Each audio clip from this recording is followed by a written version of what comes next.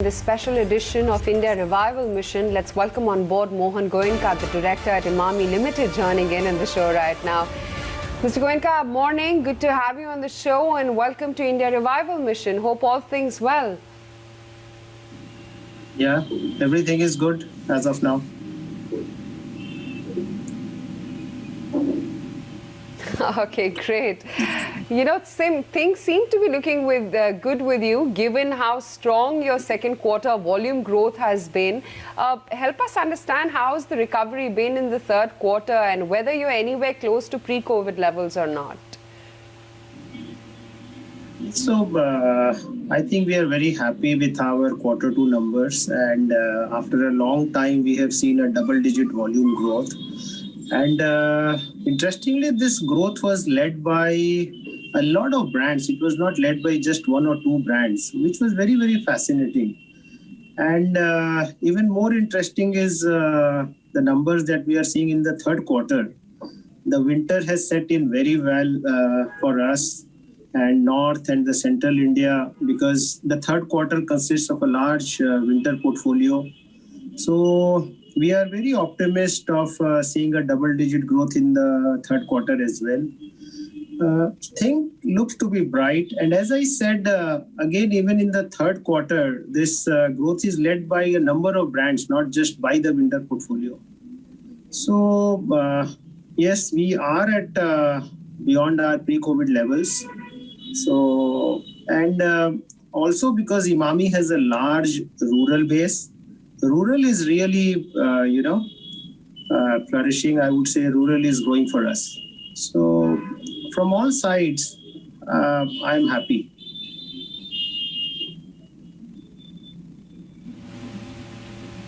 Okay, good to hear that. I'm going to talk about each and individual brands and product portfolios in a bit. But since you talked about the winter product portfolio, help us understand where is that in terms of scalability as opposed to the pre-COVID level same time last year? So winter portfolio largely consists of BoroPlus brand and of course the Chyawanprash portfolio. So both the portfolios are at double digit. As I said, winter has set in much earlier this time across India. So, and because it's a rural, more rural-led brand, so it is the volume growths are at double-digit levels for now. We have to see how long this winter continues because it has just set in. If it continues like this, then of course we would grow much better than our last year numbers, both on Chyawanprash and on BoroPlus range.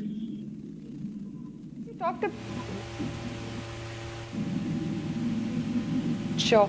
Help us understand some numbers here when you talk about Chyawanprash, because in the post-COVID world, one has seen an increased reliance and dependence towards health and hygiene.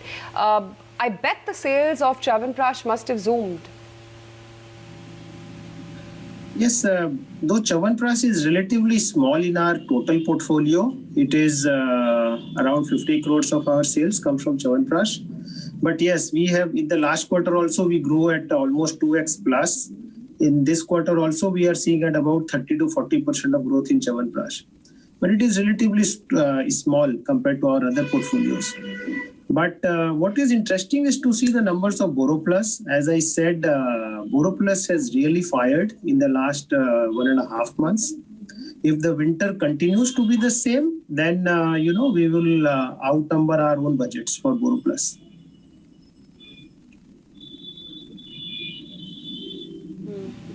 Since the recovery really has been all about the rural end of the economy, and I'm not just talking about your product portfolios, but across segments, even when it comes to auto, cement numbers, just about everything is showing a faster rural growth as opposed to urban areas.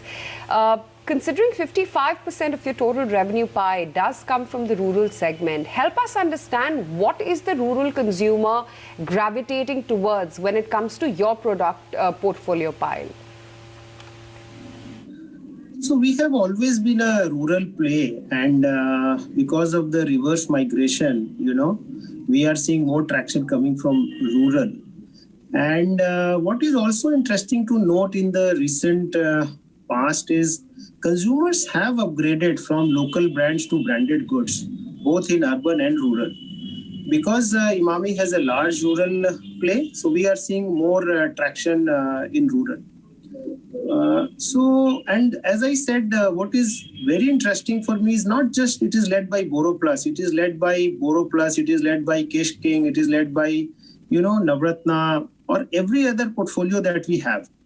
So, which is very, very interesting. We have not seen this in the past. Of course, we have to see how long this trend continues, but as of now, there is a strong traction.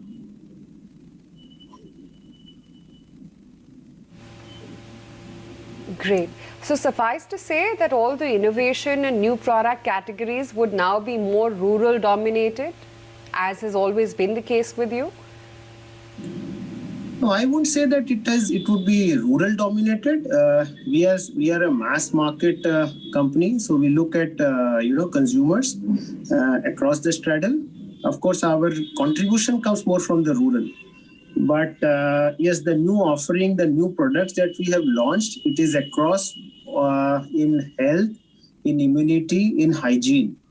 So because of this pandemic, we have seen a great opportunity in Zandu, in Boro Plus range, and the new range that we have launched under home and hygiene is Emasol.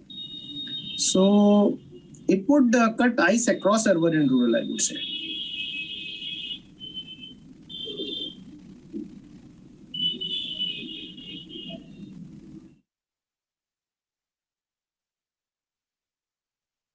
Sure. At present, Mr. Goenka, the prices of raw materials are benign. What is your outlook on RM pricing and margins for the coming quarters? Because the raw material costs would have a huge bearing on the kind of growth projections that you have. So we have seen benign raw material prices for quite some time now, and it still continues. So our margins are at all-time high. Last quarter, we had almost done plus 30%. This quarter also, it looks to be above 30%. Our average margin, EBITDA margins have been in the range of 26 to 27%. So we are happy with our margin profile. And if the raw material prices remain to be like this, then we are very confident of doing an ever highest margins. Menthol also one of our key raw material is menthol, which is also benign for quite some time now.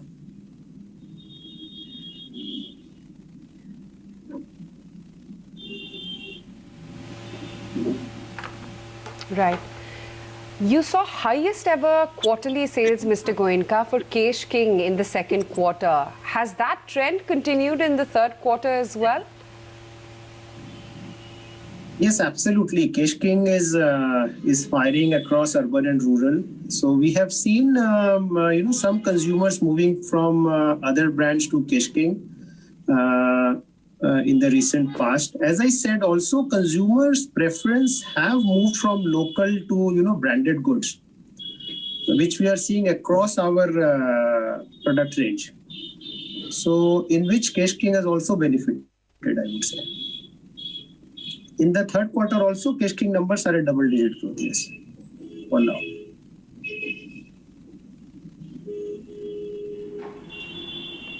Mr. Goenka, reports also suggest that FMCG sales seems to be back to pre-COVID levels when it comes to your advertising spends.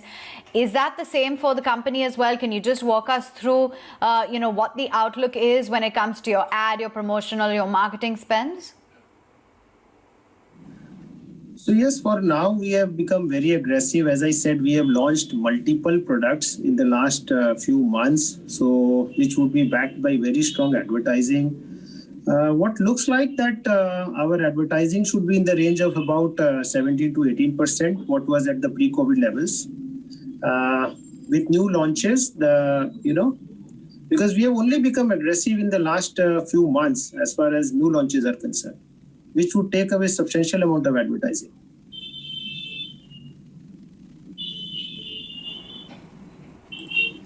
Okay, fair enough. And in terms of your innovation, your new product launches, which are some of the categories that the company is planning to focus on?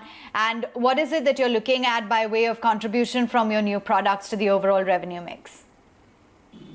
So we have launched multiple products under our brand Boro Plus, which is to do with, health and hygiene. Also, home care, we have launched a new brand, Emasol. We have launched multiple products under Jhandu because health, immunity, these have become buzzwords, keywords. Consumers' preferences are really, changing towards home care remedies or towards Indian Ayurvedic preparations. So these are some of the products that we have come up with. And sorry, what was your last question?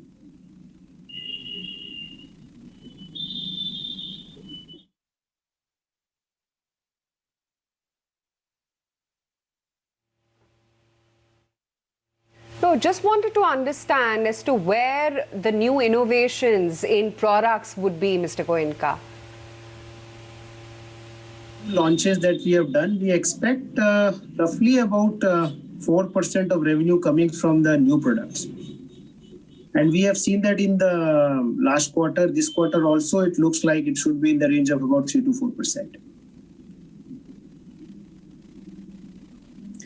The consumers have accepted, I would say, with all the new launches that we have done in the past, it has been welcomed by the trade. Some of the products are showing good traction with the consumers also. So, of course, we would have to wait and watch because these are all new products. We have to be consistent with our marketing strategy. As I said, preferences are moving towards Indian brands. Preferences are moving towards branded goods. So I think there is a good room for us to grow in these times.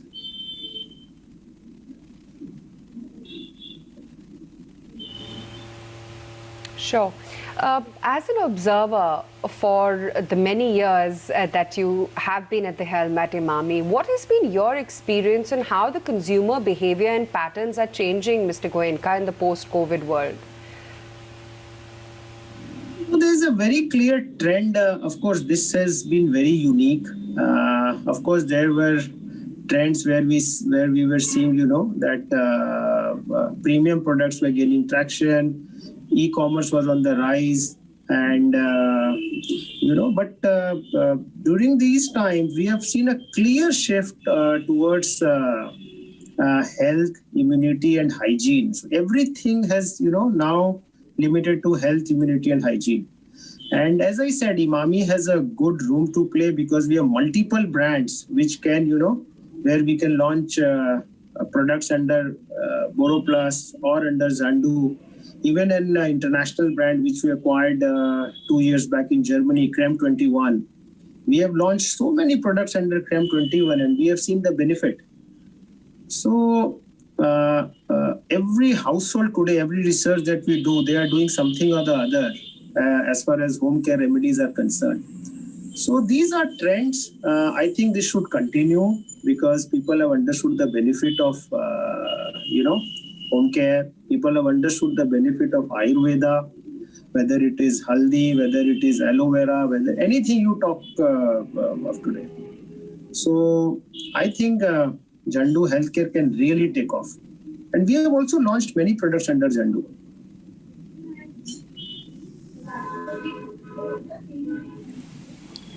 Okay. Mr. Goenka, I just want to understand, I know you spoke about rural driving growth. What is the sense that it has been over the past few months in terms of the overall supply chain, the labor migration issues? Have those now completely been ironed out, talking about urban as well as for rural? And what does the situation stand at presently?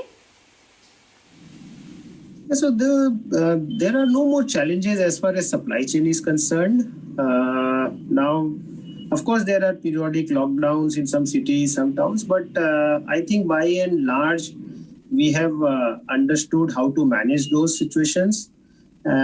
If we know there are lockdowns, then we, of course, supply to our distributors much in advance. We stock our distributors. So we have learned to manage these situations now. There are no more disruptions, I would say.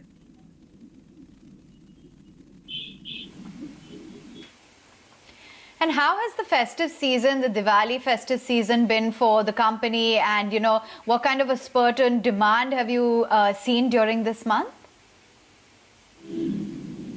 So we really don't, Diwali doesn't really matter so much for us because it's the entire winter that matters. As I said, winter has set in so well in the north and also in the central, in the east. And BoroPlus has grown significantly well only because of the setting of winter. So that is what it is. I think the trend should continue. Every data that we have seen, it suggests that the winter should be there for till January or February. It should benefit Emami by and large.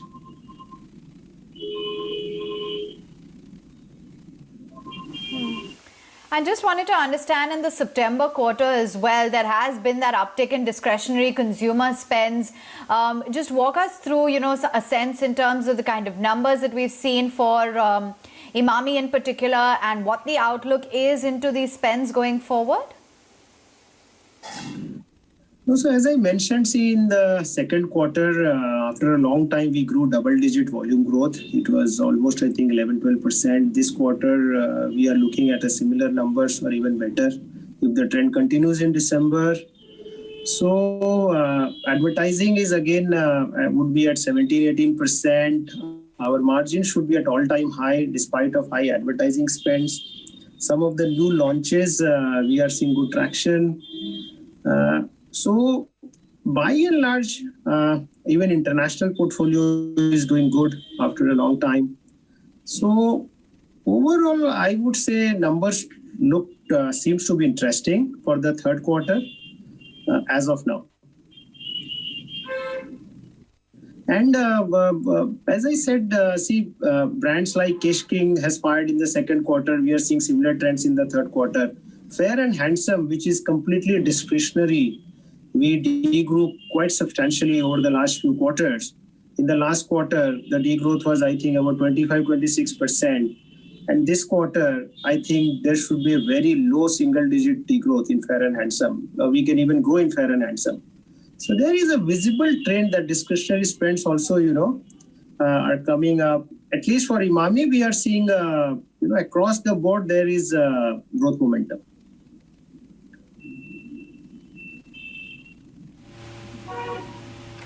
Right. Mr. Goenka, what one has seen in the post-COVID world is the dependability and dependence on digital platforms. And across categories, consumers are migrating towards digital purchases as opposed to physical purchases. How is it that you at Emami are looking to rethink or restructure your Omni as well as digital presence? Well, this is very interesting. We see a huge scope in e-com. Presently, our e-com business is only 2% compared to some of our peers who are at almost 4 to 5% or some are at 6%. So we have identified this as a huge growth opportunity.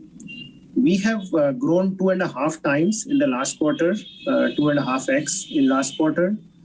We expect to be at 4 to 5% of our total sales in the next 4 quarters, for which, of course, we are building up teams. We are launching specific SKUs for e-com, promotions for e-com, and some specific products only for e-com. So it's a very interesting channel. It is going to stay. It is going to grow. And we understand the importance of it. So this should be a growth driver for Emami.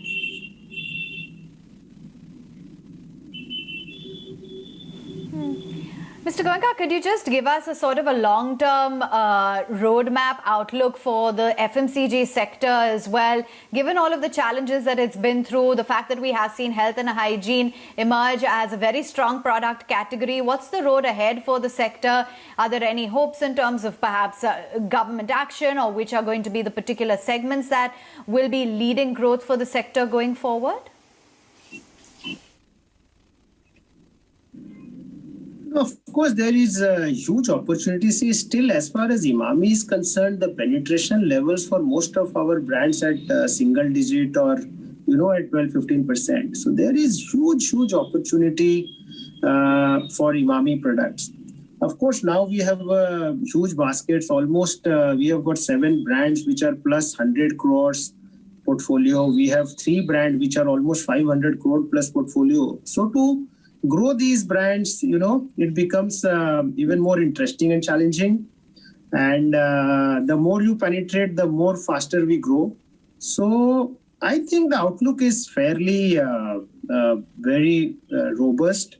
As I said, preferences toward branded goods are increasing as GDP grows, per capita income grows. We would always see consumers moving to branded goods. Still, there is a huge rural play. We are expanding on our distribution network in villages, in small towns, everywhere. The more we penetrate, the more growth we see. So, I think if we look at a slightly longer term view, there is a huge opportunity as far as we are concerned and the overall industry is concerned.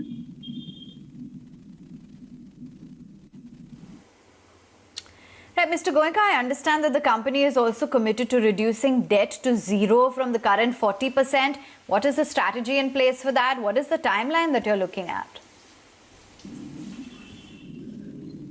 So we are absolutely committed. You have seen even in the most difficult times, we brought down our pledge from 90% to 40% now. In every analyst call, we have committed that promoters will bring down their debt to zero. And we have enough assets. We are trying to monetize some of our land banks, some of our other assets. We are in no hurry to really liquidate them at a distressed value. So we are in talks with some of the interested parties, but at the right valuations. But yes, as far as the family is concerned, we have demonstrated and we are very, very sure we would bring our pledge to zero. I can't really commit timelines. Earlier, we had planned for March, but with the things, the way things look like, every industry is growing. We can get much better valuations for some of our assets, particularly in the real estate or our healthcare side. So we would dilute at the right time.